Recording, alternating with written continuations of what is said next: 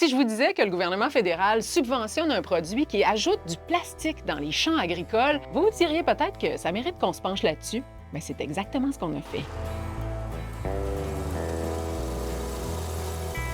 Le produit en question, c'est de l'engrais enrobé de polymère. C'est de l'engrais en granules, de l'engrais chimique, et chaque petite bille est enrobée d'une mince couche de polymère. Plus souvent qu'autrement, c'est fait à partir de produits pétroliers. Donc, c'est du plastique. Right now, we wouldn't call it a biodegradable product. Une fois dans le sol, cette membrane-là, elle va se dégrader peu à peu et ça ralentit la libération de l'engrais.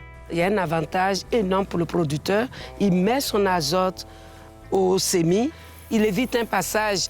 Donc, en termes de ressources, de main-d'œuvre, il est avantagé. Mais l'enrobage, ça laisse des microplastiques dans le sol, des petits fragments de plastique que les plantes sont capables d'absorber par leurs racines, puis au final, ça peut se retrouver dans notre nourriture. Au Canada, l'industrie subventionne de la recherche et nous dit même que les engrais enrobés diminuent les gaz à effet de serre.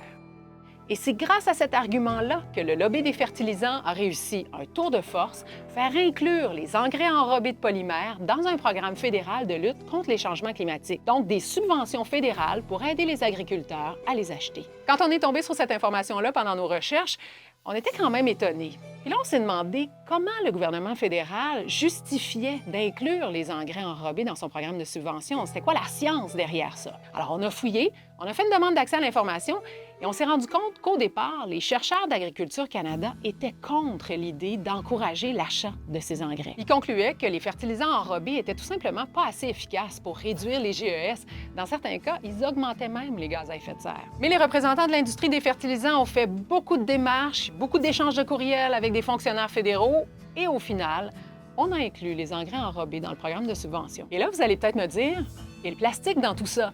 Bien justement, dans les 900 pages de documents d'accès à l'information qu'on a reçus, il n'y en est pas question une seule fois.